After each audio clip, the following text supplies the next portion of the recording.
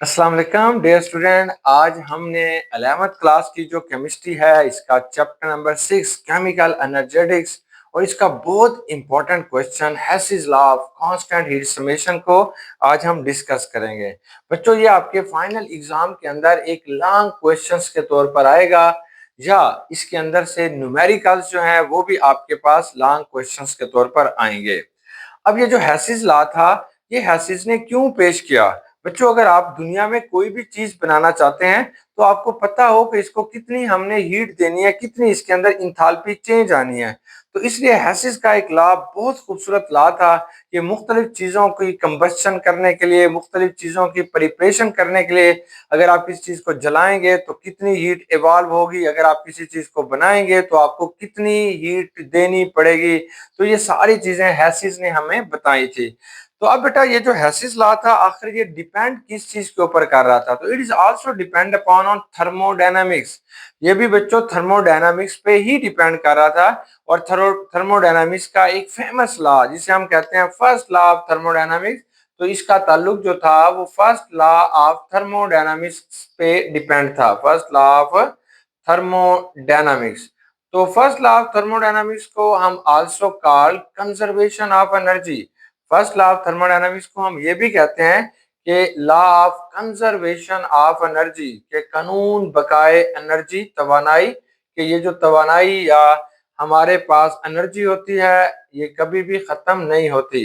अब हम इस फर्स्ट लॉ को यहाँ पे डिफाइन करते हैं। What is first law of thermodynamics? तो हम कहते हैं energy can nether be created. ये जो एनर्जी होगी, energy can energy can nether be created, ना तो आप इस एनर्जी को बेटा पैदा कर सकते हैं, नॉट डिस्ट्रॉय, ना ही बच्चों आप इसे डिस्ट्रॉय कर सकते हैं।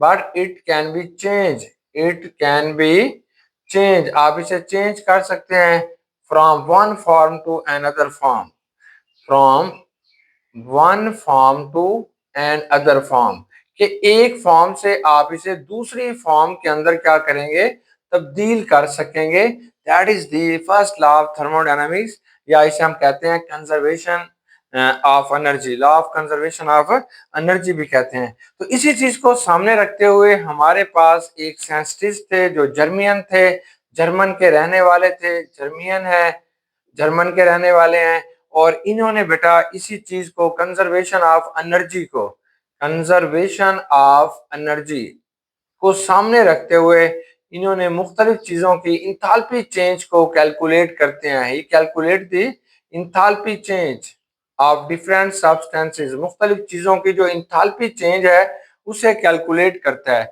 What is enthalpy change? Enthalpy change भी बच्चों हीट को कहते हैं। किसी चीज को बनाने के लिए पहले उसके अंदर कितनी हीट है, जब आप उस चीज को बना लेंगे तो आपको कितनी हीट देनी पड़ेगी, that is known as a enthalpy change. अगर किसी चीज को आप जलाओगे तो इसमें से कितनी हीट निकलेगी, इसे भी आपने इंथाल्पी चेंज कहते हैं। तो ये एक बड़ी चीज जो है ये हेसिस लॉ ने हमारे सामने पेश की। तो ये करता क्या है, एक जर्मन फिजिक्स और केमिस्ट्री दोनों को जानने वाला ये एक अजीम साइंटिस्ट था जिसने बेटा अपना ये लॉ पेश करते हैं।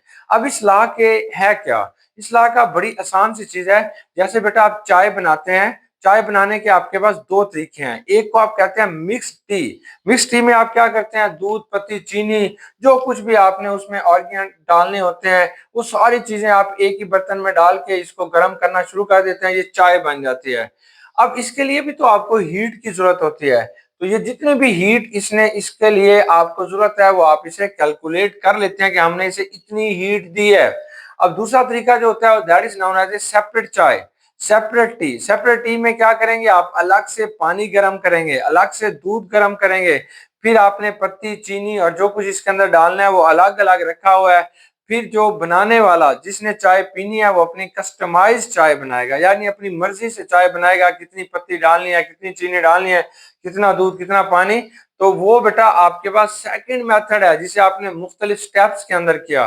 और हैसिस क्या कहता है, हैसिस बड़ी खूबसूरत और बड़ी मजे की बात करता है। कहता है चाय को, चाहे आप एक सिंगल स्टेप में बना लें, चाहे आप एक एक से ज्यादा स्टेप के अंदर बना लें, जो इसके अंदर इंथाल्पी चेंज आनी है, जो इसके अंदर हीट जरूरत पड़ती है, वो हमेशा सेम होगी। It depend upon on initial state and final state. ये सिर्फ इनिशियल और फाइनल स्टेट पे डिपेंड करती है।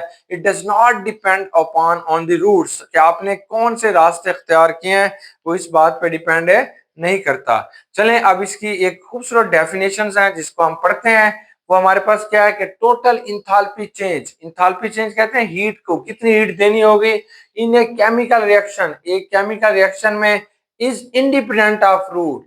वो इस बात पे डिपेंड ही नहीं करता कि आपने कौन सा रास्ता इख्तियार किया, यानी इकट्ठे मिक्स कर दिया या सेपरेट कर दिया है।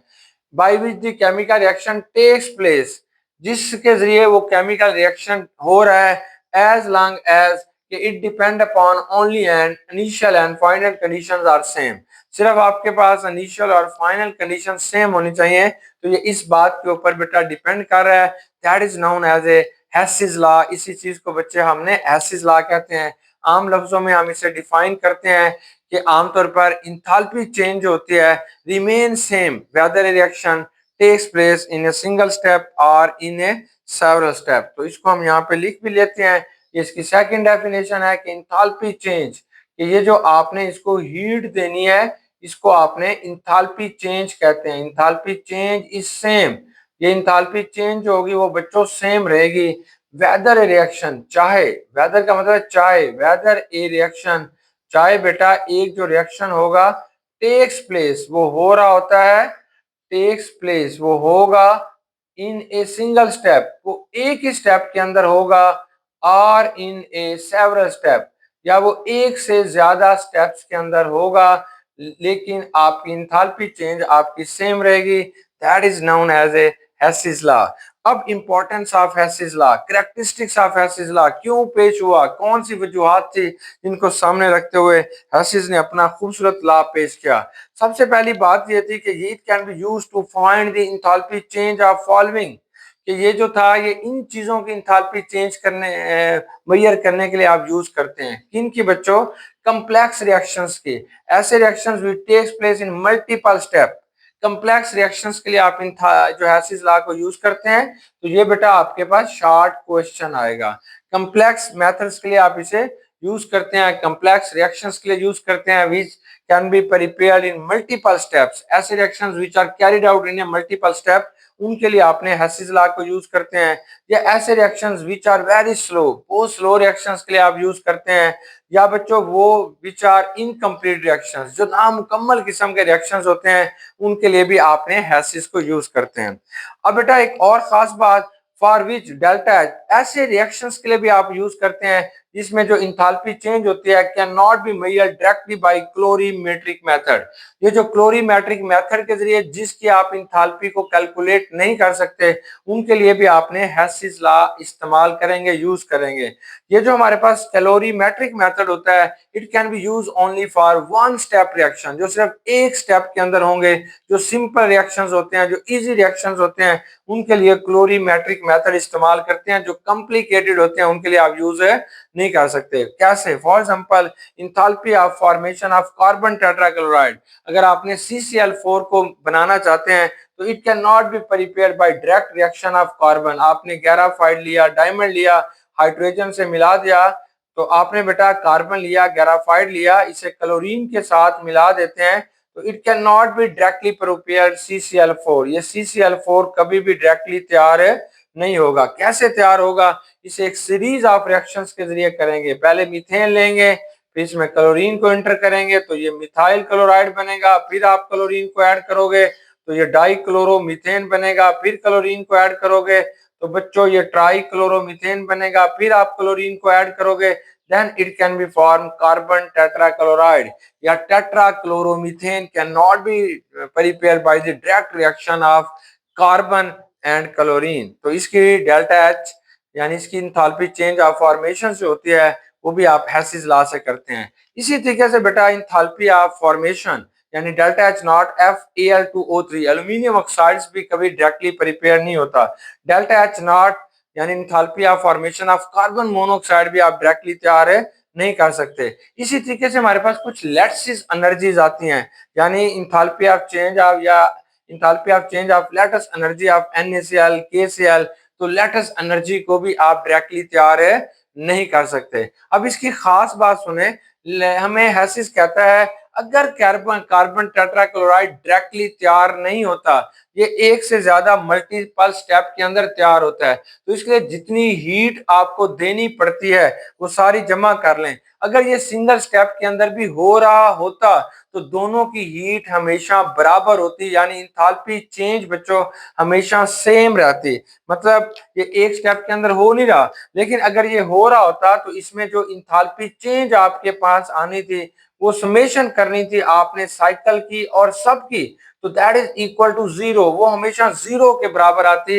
यानी जो एक से ज्यादा स्टेप के अंदर जो इंथाल्पी यूज हो रही होती थी, जो सिंगल स्टेप के अंदर इंथाल्पी आपके पास चेंज आ रही थी, वो हमेशा क्या रहती बेटा, सेम रहती। तो इसी चीज को हेसिस लॉ ने अब मुख्तलिफ एग्जांपल्स के साथ इसको प्रूव करेगा। सबसे पहले हम बताते हैं कि हेसिस लॉ के साइकिल्स क्या होते हैं। आमतौर पर हेसिस ने अपने इन रूट्स को एक साइकिल से ज़ाहिर किया है। इन साइकिल्स को these are also called energy cycle. तो बेटा ये जो आपके पास साइकिल आते हैं that is also called energy cycles भी कहते हैं, that is also known as a Hess's cycle. Hess's law of cycle या हेसिस साइकिल्स का नाम भी देते हैं। अब व्हाट इज साइकिल? साइकिल वो चीज होती है जो साइंस की जुबान में हम साइकिल उसे कहते हैं जहां से एक पॉइंट से किसी चीज को शुरू करो और फिर दोबारा उसी पॉइंट पे घूम घुमा के आ जाओ, दैट इज कॉल्ड साइकिल। तो बेटा अब हम इसे बना लेते हैं। तो हमारे पास कोई भी एक रिएक्टेंट है, देखिए ये ए है, इस ए को बच्चे हमने चेंज करना है, ये ए है बेटा, इसको आपने बी के अंदर चेंज करना चाहते हैं, that is a direct route. ये आपके पास जो इंथाल्पी चेंज आ रही है ये इसका डायरेक्ट रूट है कि ए को आपने डायरेक्टली बी के अंदर चेंज कर दिया। दूसरा रूट ये है कि ए को पहले आपने बच्चों m प्लस एन में चेंज कर दें। m प्लस एन में ये आपके पास उसने एक अलामती तौर पर रिएक्टेंट लिखे हैं, इसमें चेंज कर दें। ये आपके पास क्या होगा, डेल्टा H1 यानी इंथाल्पी चेंज। जब ए को आपने m प्लस एन में चेंज कर रहे हैं तो आपको कितनी हीट देनी पड़ेगी, फिर m प्लस एन को बच्चे आपने बी के अंदर चेंज करेंगे, that is known as a delta H2। ये जो इंथाल्पी चेंज होगी वो बच्चों हमारे पास डेल्टा H2 होगी। अब सेकंड ये एक रूट है, ये आपके पास इनडायरेक्ट रूट है। इनडायरेक्ट का मतलब है जो डायरेक्ट नहीं जा रहा, इनडायरेक्ट रूट है, और ये आपके पास रूट नंबर 1 है, इनडायरेक्ट रूट है। और ये आपके पास फर्स्ट रूट यानी पहला आपके पास ये मेथड है कि आप इस तरीके से भी इसे कर सकते हैं। जैसे मुख्तलिफ चीजों को बनानी हो तो वहां पे पॉसिबिलिटीज होती हैं कि ये काम ऐसे कर लो या इस तरीके से आप इस काम को कर सकते हैं, या कहीं पे आपने जाना हो और उसके एक से ज्यादा रास्ते हो तो आप जो जाने वाला होता है उसे समझा रहे होते हैं कि आप इस रास्ते से भी जा सकते हैं, इस रास्ते से भी जा सकते हैं। ये बिल्कुल बच्चों वैसे ही है। अब पहले ए को बच्चे आपने एक्स में तब्दील किया तो इसे हम कहते हैं इंथाल्पी चेंज 3, आपने एक्स में चेंज करते हैं। फिर ये जो x है it can be change into YZ, इसको आपने YZ एक और प्रोडक्ट के अंदर तब्दील करते हैं, ये डेल्टा H4 होगा। अब बेटा ये YZ it can be change into B, ये डेल्टा H5 आपके पास आ जाएगा, यानी इंथाल्पी चेंज जो है वो आपके पास 5 आ जाएगी। ये सेकंड इनडायरेक्ट रूट है, ये भी इनडायरेक्ट रूट है, लेकिन बच्चों आपने इसे क्या कहते हैं, सेकंड इनडायरेक्ट रूट, कि ये इनडायरेक्ट रूट जो है वो आपके पास एक सेकंड प्रोसेस के अंदर आ रहा है। अब यहाँ पे हुआ क्या है कि ए को डायरेक्ट आपने बी में भी चेंज कर सकते हैं, या ए को बेटा पहले इस सारे रास्ते से घुमा के फिर आप बी में चेंज करें, या इस ए को सारे रास्तों से घुमा के फिर आप इसको यहाँ पे बी के अंदर चेंज करते हैं। लेकिन जो भी आप प्रोसेस इख्तियार करोगे इंथाल्पी चेंज हमेशा क्या रह जाएगी, सेम रह जाएगी। हम अब इसे लिख लेते हैं कि फर्स्ट रूट में जो हमारा फर्स्ट रूट था उसमें क्या हुआ। फर्स्ट रूट में ये बेटा डेल्टा एच जो था that is equal to delta H1 के, ये डेल्टा H1 के बराबर आएगा प्लस डेल्टा H2 के। मतलब जो भी इंथाल्पी चेंज हुई है वो हमेशा इन दोनों के बराबर रहेगी। फॉर एग्जांपल हम कहते हैं यहां से लेके यहां तक जो इंथाल्पी चेंज है वो आपके पास 100 किलो जूल है। अब आप देखना चाहते हैं कि फर्स्ट रूट में कितनी होगी, तो बेटा इसकी भी आप 50 कर लें, इसकी भी 50 कर लें, 100 हो जाएगा। अब सेकंड रूट की बात करते हैं। सेकंड रूट में क्या होगा, ये जो डेल्टा एच है चेंज इन इंथाल्पी है that is equal to enthalpy change third plus बच्चों ये इंथाल्पी चेंज फोर्थ, और ये बच्चे हमारे पास आ जाएगा इंथाल्पी चेंज फिफ्थ। इन जब को आप करोगे तो इनकी भी इंथाल्पी चेंज जो है वो 100 के बराबर ही आएगी, सेम रहेगी। फॉर एग्जाम्पल बेटा ये 50 हो गई, ये 30 हो गई, ये 20 हो गई, तो दोनों रास्तों से आपके पास तीन रास्ते से, तीनों रास्तों से जो इसकी इंथाल्पी चेंज है फॉर एग्जाम्पल वो 100 ही रहेगी। तो that is known as a Hess cycle. तो इस चीज को बेटा आपने क्या नाम देते हैं, यही आपके पास एनर्जी साइकिल कहलाता है। इसी चीज को आपने हेसी साइकिल का नाम देते हैं। चाहे किसी चीज को डायरेक्ट बना लें तब भी एनर्जी चेंज सेम होगी, चाहे आप इसे 2 स्टेप्स के अंदर बना लें, चाहे आप इसे 3 स्टेप के अंदर बना लें, तो enthalpy change is always same. अब हम इसकी मुख्तलिफ एग्जांपल्स जो हैं उनको हम यहाँ पे करते हैं, फिर आपको समझ आएगी। तो पहली पहली एग्जांपल ये है कि एप्लीकेशन ऑफ हेसीज लॉ। ये बेटा आपने इसके साथ ही लिखने, अगर वहां पे आपके पास ये क्वेश्चन आ जाएगा right the application of Hess's law, तो यहाँ पे आपने इसे लिखना होगा। तो हमारे पास ये 4 तरीके आपने यूज करते हैं हेसीज लॉ के लिए। पहला पहला क्या है कि calculating the enthalpy of formation. क्या आपने इंथाल्पी ऑफ फॉर्मेशन कैलकुलेट करनी है। भाई कहां से करनी है, bye using the enthalpy of combustion. Enthalpy of combustion को यूज करके आपने इंथाल्पी ऑफ फॉर्मेशन कैलकुलेट करनी है। इंथाल्पी ऑफ फॉर्मेशन कैलकुलेट करनी है bye using the enthalpy of बच्चों कंबस्टन को आपने यूज करना है। कैसे, देखें ये आपने कार्बन मोनोऑक्साइड को बनाना चाहते हैं, तो ये हमारा पहला स्टेप होगा। कार्बन को लिया, ये आपके पास सॉलिड है, ये ऑक्सीजन गैस है, दोनों को मिलाया, it can be form carbon dioxide. तो बच्चों ये आपके पास क्या बनाएगा, ये कार्बन डाइऑक्साइड बनाएगा। यहाँ पे जो आपके पास इंथाल्पी चेंज आ रही है इसको बनाने के लिए वो -393.5 किलोजोल पर मोल है। ये आपके पास इसकी इंथाल्पी चेंज आ रही है, यानी 393.5 किलोजोल पर मोल है कि अगर आप कार्बन डाइऑक्साइड का 1 मोल बनाएंगे तो इतनी एनर्जी रिलीज होगी। इसे हम कहते हैं कंबस्टन, क्योंकि आपने इसको जलाया है। अब बेटा दूसरा स्टेप आप करते हैं, इसको कार्बन डाइऑक्साइड को दूसरे तरीके से मिलाते हैं। यहाँ पे ऑक्सीजन का आपने एक जो है एटम लेते हैं, तो इसकी जो इंथाल्पी चेंज आपके पास आती है ये कार्बन मोनोऑक्साइड बनेगी। ये कार्बन मोनोऑक्साइड है, ये भी गैस है। इसकी जो डेल्टा एच की वैल्यू बच्चों हमारे पास आ रही है वो -283 आ रही है, -283 किलोजोल पर मोल। बेटा आपके पास ये डेल्टा एच वन है, सॉरी ये तो हमने मालूम करनी है डेल्टा एच वन की इंथाल्पी चेंज उसकी कितनी आएगी कार्बन मोनोऑक्साइड को बनाने के लिए, ये बच्चों हमने मालूम करनी है, क्योंकि हमने फॉर्मेशन ऑफ कार्बन मोनोऑक्साइड जो है वो बनाना चाह रहे हैं या उसको हम स्टडी कर रहे हैं। तो ये कार्बन मोनोऑक्साइड का फिर लेंगे एक मॉलिक्यूल, तो बच्चों ये ऑक्सीजन के साथ एक एटम के साथ मिलेगा, then it can be form carbon dioxide, तो इसे हम कहेंगे डेल्टा H2। जहां पे जो हीट खारिज होगी वो हमारे पास होगी -283 किलो जोल पर मोल, जो है वो हीट यहाँ से बच्चों क्या हो जाएगी, रिलीज होगी। अब आपने मालूम क्या करना है डेल्टा H1, तो ये फॉर्मेशन आपने मालूम करनी है।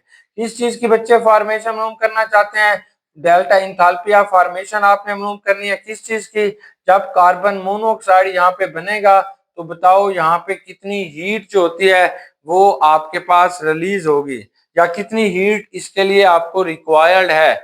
लेकिन आप कहां से, आपको जो डाटा दिया गया होगा वो इंथाल्पी ऑफ कंबस्टन होगा।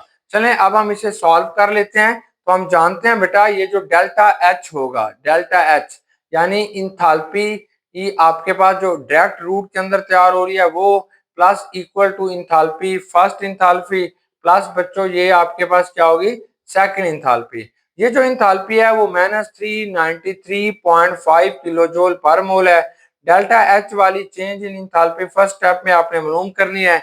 अब सेकंड स्टेप की जो इंथाल्पी है वो डेल्टा H2 है।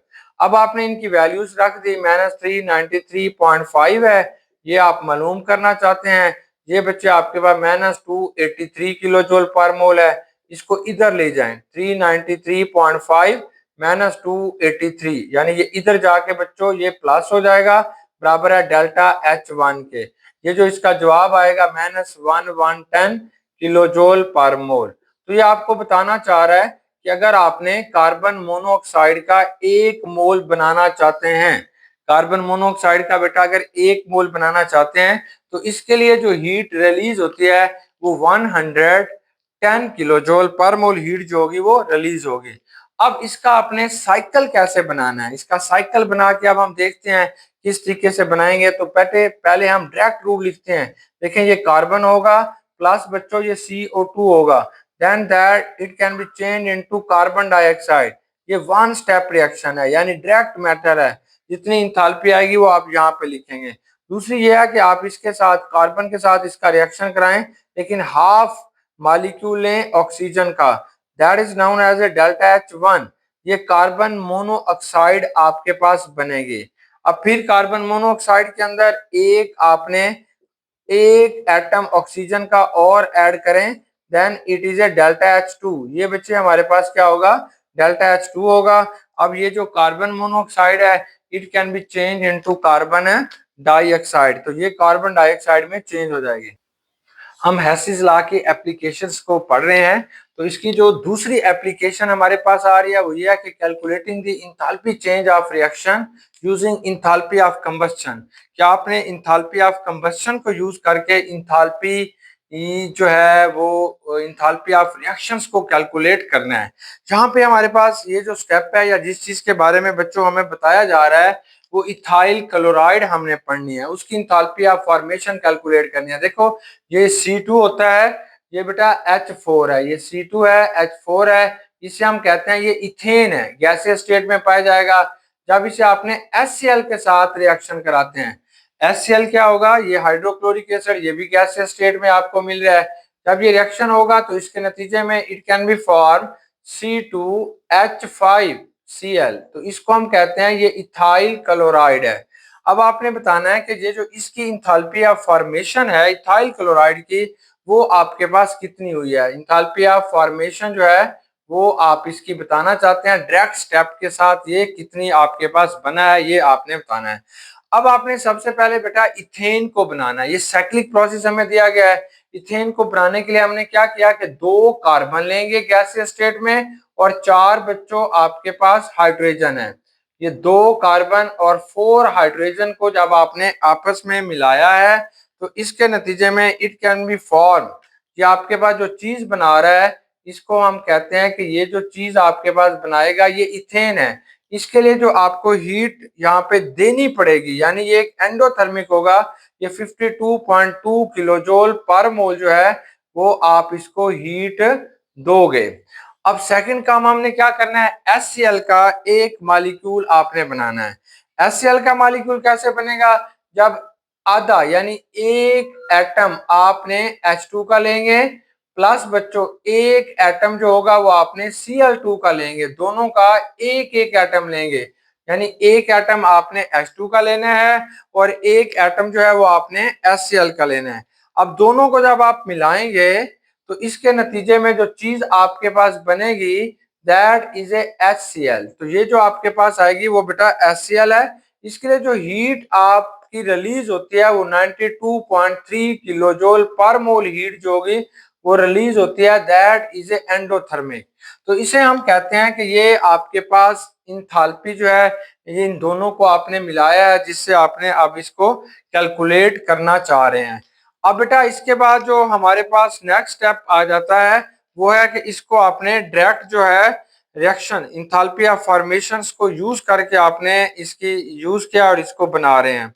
तो यहाँ पे जो था ये बेटा हमारे पास calculating the enthalpy of formation using enthalpy of combustion नहीं था, सॉरी ये थोड़ी गलती हो गई है, ये था calculating the enthalpy of reaction using the enthalpy of formation. Sorry बच्चों ये पहले पॉइंट था ये लिखा गया इसलिए बार बार मुझे कंफ्यूजन हो रही थी।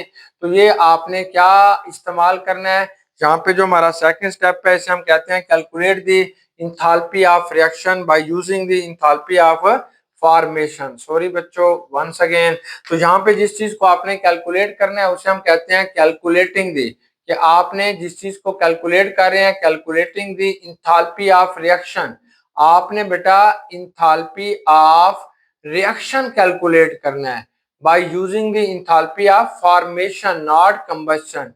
इंथैल्पी ऑफ फॉर्मेशन को यूज करके इंथैल्पी ऑफ रिएक्शन को यूज करना है। इंथैल्पी ऑफ फॉर्मेशन कैसे है, देखिए पहले आपने इथेन बनाया, ये इंथाल्पी ऑफ फॉर्मेशन है, फिर हाइड्रोक्लोरिक एसिड बनाया, ये भी आपके पास इंथाल्पी ऑफ फॉर्मेशन है। अब इन दोनों को, यानी ये आपने डायरेक्ट बताना है कैसे होगा, ये आप इनडायरेक्ट बना रहे हैं। जब इनडायरेक्ट इन दोनों को आपने मिला लिया, बना लिया, तो अब बेटा हमने इस वाले, ये वाले रिएक्टेंट को मिलाते हैं और ये वाला बनाते हैं, यानी इनडायरेक्ट प्रोसेस के जरिए करते हैं। तो यहाँ पे जो आपके पास इंथाल्पी रिलीज होती है वो 109 किलो जूल पर मोल होगी। 109 किलो जूल पर मोल बेटा ये एनर्जी रिलीज होती है। अब उसका क्वेश्चन यह है कि what is the enthalpy of reaction, कि ये जो आपको रिएक्शन दिया गया है इसकी इंथाल्पी ऑफ रिएक्शन आपके पास क्या होगी। देखिए अब आपके पास बिल्कुल आसान सा तरीका आ गया है, आसान सा फार्मूला है जिसको आप लगाएंगे। यहाँ पे लिखेंगे enthalpy of reaction delta H naught R, ये इंथाल्पी ऑफ रिएक्शन होगी, that is equal to the summation of enthalpy change of product, कि प्रोडक्ट के अंदर कितनी इंथाल्पी चेंज आई है। Summation of enthalpy change of product आएगा, फिर आपने समेशन लिखेंगे इंथाल्पी चेंज ऑफ रिएक्टेंट, के रिएक्टेंट के अंदर कितनी इंथाल्पी चेंज आई है, मतलब ये वाली है फिर वो वाली है, इन दोनों को बच्चों आपने यहाँ पे कैलकुलेट करना है। कैसे करेंगे, देखें प्रोडक्ट की जो इंथाल्पी चेंज आ रही है -109 है और ये वाली, और जो रिएक्टेंट की है वो 52.2 किलो जूल पे और -92.3 किलो जूल पर मोल है। अब इन सब चीजों को जब आप जमा करेंगे फिर इसमें से नफी करेंगे तो आपके पास जो इसका आंसर आएगा वो -68.9 किलो जूल पर मोल जो होगा वो बच्चों इसका आंसर आ जाएगा। तो ये इतनी इसकी जो है वो इंथाल्पी ऑफ रिएक्शन होगी। फिर दोबारा देखें, ये हमारे पास ना सेकंड एप्लीकेशन है हेसिस लॉ की। सेकंड एप्लीकेशन में क्योंकि कैलकुलेशंस करनी है, यहाँ पे आपने क्या कैलकुलेट करेंगे, calculate the enthalpy change of reaction. Combustion वाली पहली एग्जांपल थी जो हमने डिस्कस कर ली, calculate the enthalpy change of reaction by using the enthalpy of formation. तो ये बेटा फॉर्मेशन हो रही है, इसको यूज करके आपने इंथाल्पी ऑफ रिएक्शन को कैलकुलेट कर लिया। चलें अब हमने सेकंड अपने रिएक्शंस की तरफ चलते हैं। वहां पे हमारे पास क्या है कि calculating the enthalpy change of formation. बच्चों ये सेकंड स्टेप है, यानी थर्ड इसकी एप्लीकेशन, तीसरी एप्लीकेशन हेसिस लॉ की आ जाएगी। टोटल 4 हैं। अब तीसरे एप्लीकेशंस में क्या है कि calculating the enthalpy change of formation, क्या आपने इंथाल्पी चेंज ऑफ फॉर्मेशन को कैलकुलेट करना है bye using the enthalpy of combustion and enthalpy of formation of other substance. तो आपने इंथाल्पी ऑफ फॉर्मेशन कैलकुलेट करनी है, लेकिन इंथाल्पी ऑफ कंबस्शन और इंथाल्पी ऑफ फॉर्मेशन दूसरी चीजों की यूज करके आप कैलकुलेट करेंगे। चले यहाँ पे हमारे पास है क्या, वो आपको बताना चाहता है कि ये मैं आपको प्रोपेन दे रहा हूं, इसको हम कहते हैं, ये हमारे पास क्या चीज है बेटा, प्रोपेन है। प्रोपेन कितना दे रहा है, कहता है 14.64 ग्राम, आपको 14.64 ग्राम जो है ये प्रोपेन का दिया जा रहा है। अब कहा जा रहा है बताओ इस प्रोपेन को जलाते हैं, जब आप इसको जलाओगे तो इससे कार्बन डाइऑक्साइड और वाटर पैदा होगी। सबसे पहले तो हम ये देखेंगे अगर 14.64 ग्राम आपने प्रोपेन को जलाते हैं तो इससे कितनी हीट पैदा होती है।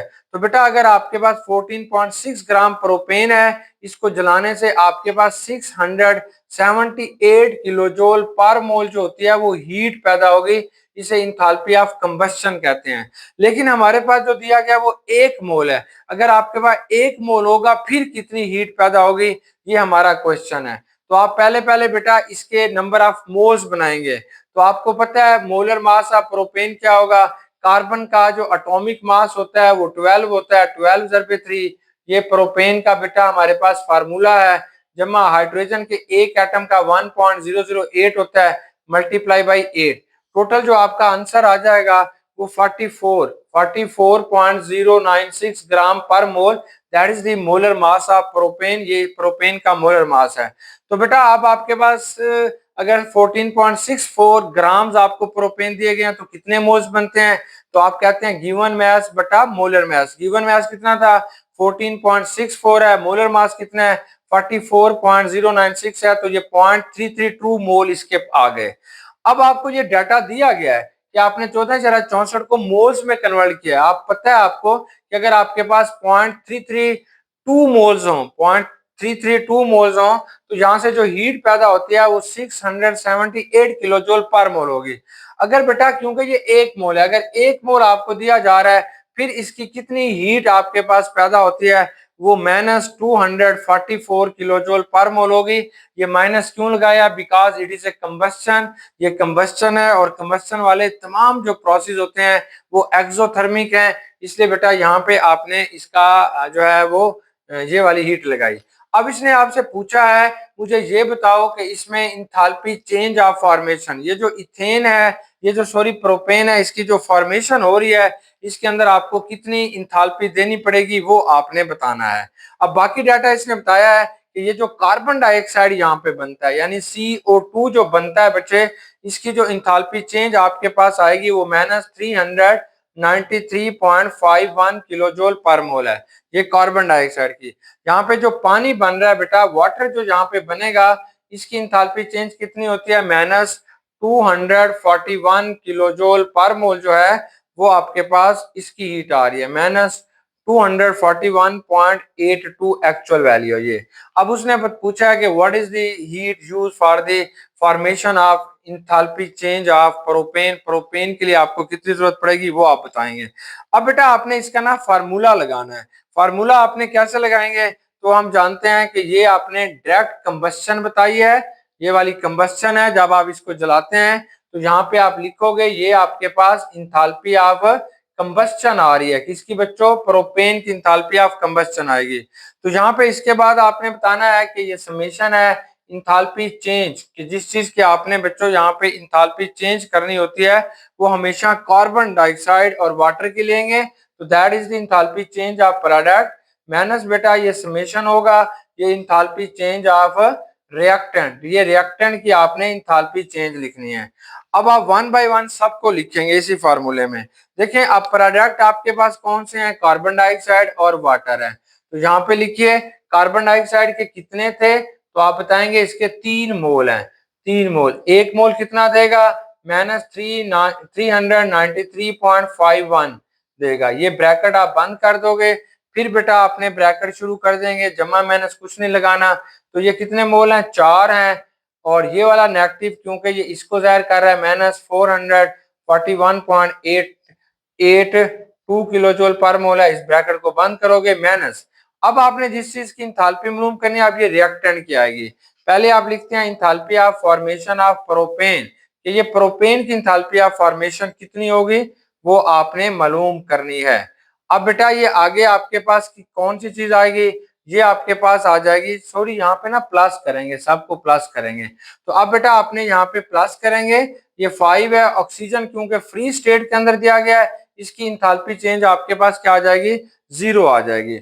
अब सबके साथ आपने इसे मल्टीप्लाई करके इसके जवाब निकालेंगे।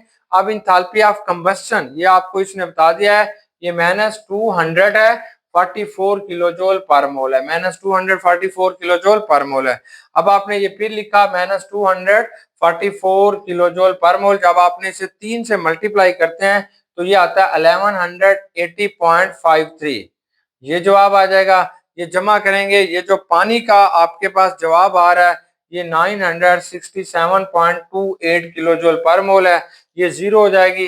ये इंथाल्पी ऑफ फॉर्मेशन बच्चों आपने मालूम करना चाहते हैं। अब इन दोनों को आप जब जमा करेंगे तो ये भी माइनस में रकम आ जाएगी, तो ये वाली आपके पास -244 आ रहा है, और ये बच्चों आपके पास जब दोनों को आपने जमा किया तो इसका जवाब आ जाएगा -2400 माइनस बेटा 2147.81 आ जाएगा, ये आपके पास इतना आ जाएगा।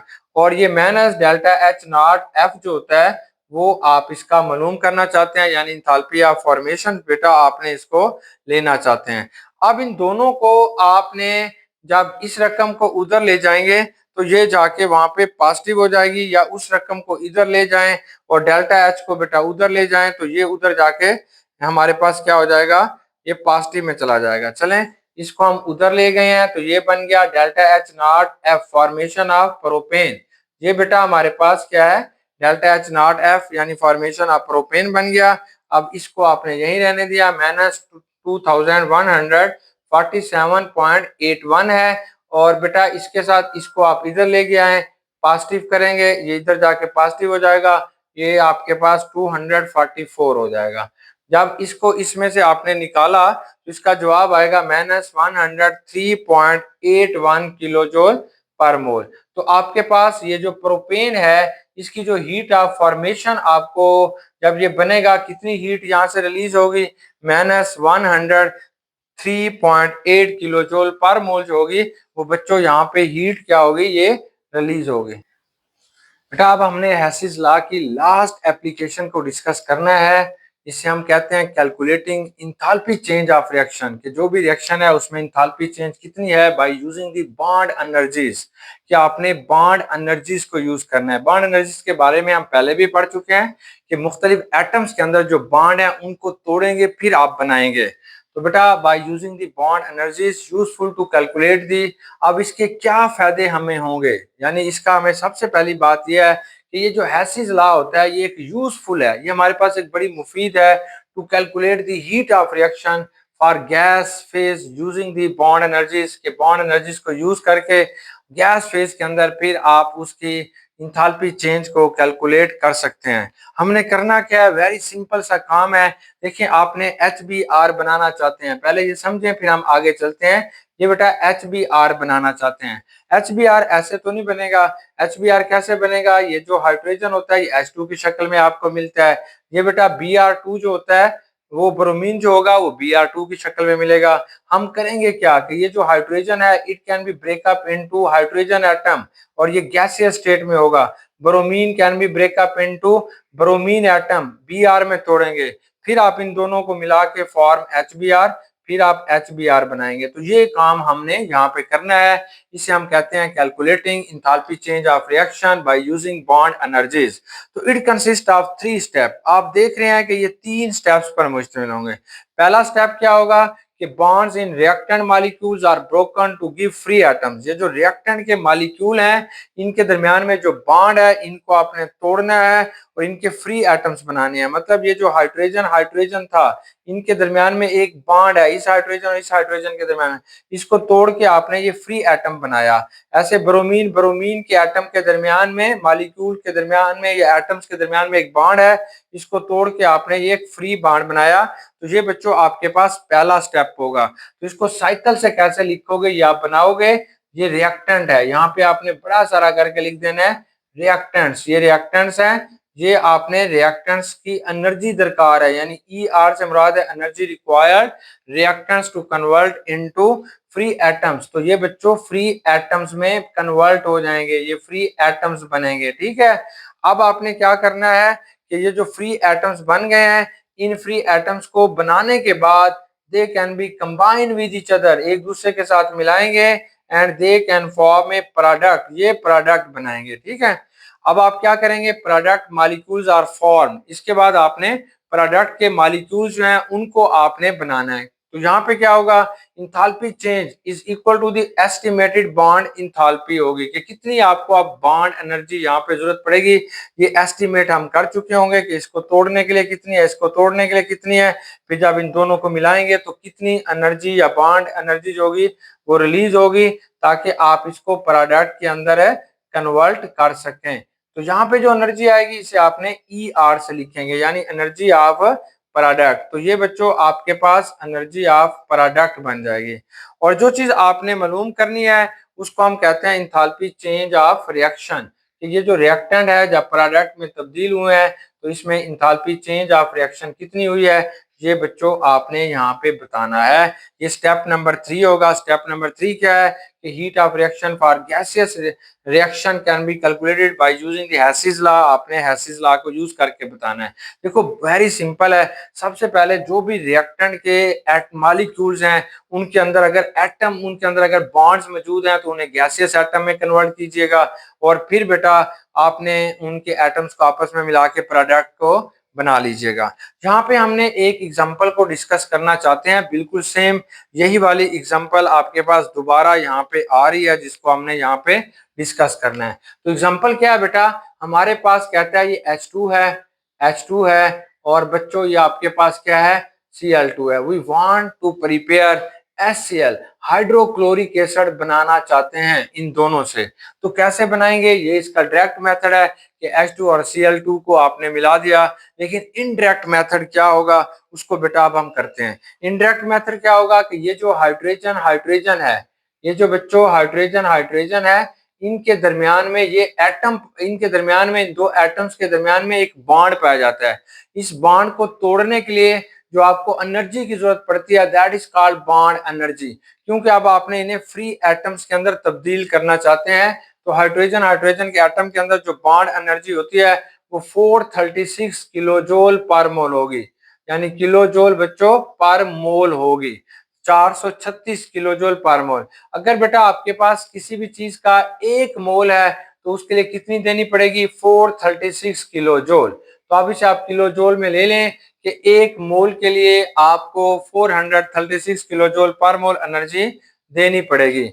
अब ये क्लोरीन है, तो क्लोरीन क्लोरीन के दरमियान में भी एक बॉन्ड मौजूद है। इन दो क्लोरीन एटम्स के दरमियान में बच्चे एक बॉन्ड मौजूद है। इसको तोड़ने के लिए जो एनर्जी दरकार होती है, इसकी जो बॉन्ड एनर्जी बेटा हमारे पास आती है, दैट इज इक्वल टू 242 किलोजोल पर मोल के लिए है। अगर 1 मोल के लिए ही आप लेना चाहते हैं तो इसको हम यूं भी लिख सकते हैं 242 किलोजोल। तो 1 मोल के लिए ये 242 किलोजोल पर मोल आपको एनर्जी दरकार होगी। देखिए हमने दोनों को फ्री एटम्स के अंदर ब्रेकअप कर लिया, यानी ये जो हाइड्रोजन था इससे बेटा आपने एक हाइड्रोजन ले लिया, और ये जो क्लोरीन का मॉलिक्यूल था इससे आपने एक क्लोरीन का मॉलिक्यूल ले लिया। अब इन दोनों को जब आप मिलाएंगे तो फॉर एग्जांपल ये आपके पास 2 मोल ऑफ HCl बनेगा। कितने मोल बनेगा बेटा? 2HCl आपके पास बन रहा होता है। इस वक्त जो हमारे पास एनर्जी रिलीज होती है वो -431 किलोजोल पर मोल के लिहाज से रिलीज होती है, 1 मोल के लिहाज से। देखो आपने क्या किया, एक H लिया, एक Cl लिया, और इसके नतीजे में आपने HCl का 1 मोल बनाया। जब 1 मोल आप बनाएंगे तो आपको जो हीट रिलीज होती है ये 431 किलोजोल पर मोल है। लेकिन हमारी इक्वेशन आपको बताती है कि यहाँ पे 2 मोल बनते हैं, 2 मोल। अगर ये 2 मोल बनाएंगे तो 2 मल्टीप्लाई बाई -431 है।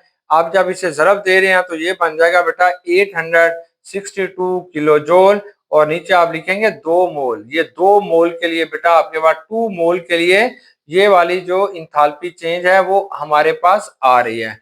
तो overall enthalpy change of reaction क्या होगी वो अब हम यहाँ पे बना लेते हैं। वो कैसे बनाएंगे? तो यहाँ पे आप बताओगे कि ये इंथाल्पी चेंज ऑफ रिएक्शन, ये रिएक्शन होगी। यहाँ पे बेटा आपने जो लिखना है वो आएगा इंथाल्पी चेंज ऑफ रिएक्टेंट। यहाँ पे पहले बच्चों आपने रिएक्टेंट लिखना है, फिर माइनस आपने क्या करना है, इंथाल्पी चेंज ऑफ प्रोडक्ट, फिर आपने यहाँ पे प्रोडक्ट की इंथाल्पी चेंज लिखनी है। तो आपके पास ये इंथाल्पी चेंज ऑफ रिएक्शन कितनी आएगी? तो आप जमा कीजिए, 436 किलोजोल पर मोल जो है वो हाइड्रोजन की इंथाल्पी थी, और क्लोरीन क्लोरीन की जो इंथाल्पी है वो 242 है। इन दोनों को जमा कीजिए, माइनस इसमें आपने 862 वो मनफी कर देंगे।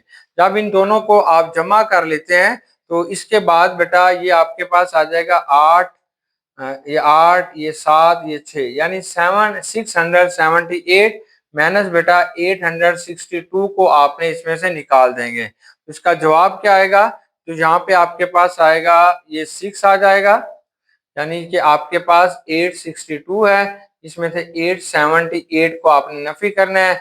तो यहाँ पे बेटा 12 में से 8 गया, 4 आ गया, ये 4 बच जाएगा। यहाँ पे आपके पास जो है वो 16 है, 16 से 5 हो गया, यहाँ से आपके पास बेटा 5 हो गया। 5 में से जब 7 गया, 15 में से 7 गया तो ये 8 हो जाएगा, और ये आपके पास आ जाएगा जनाब -184, -184।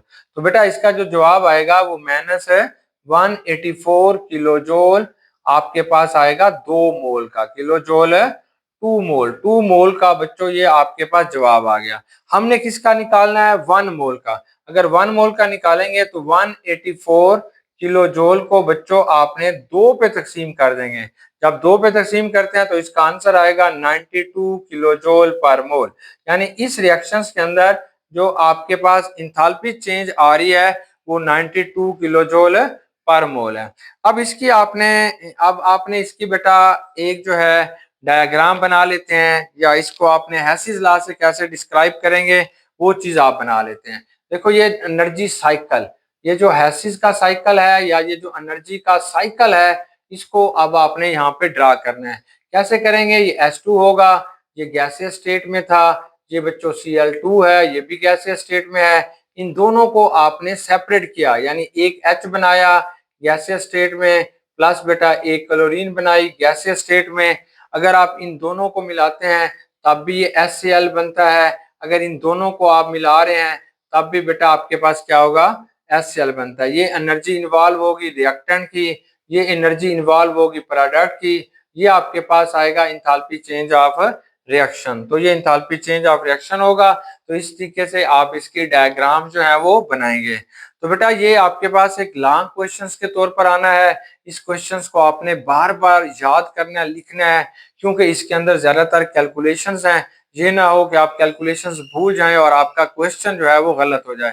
तो 4 एप्लीकेशंस हैं जिनको आपने बार बार लिख के याद करना है। आज मैं भी थोड़ा सा भूल गया था, क्योंकि ये सारी कैलकुलेशंस हैं, याद करना थोड़ा मुश्किल होता है, लेकिन आपने क्योंकि एग्जाम देना है इसलिए बेटा आपने इन्हें बार बार याद करना है। बेस्ट विशेष, गुड लक, अल्लाह हाफिज।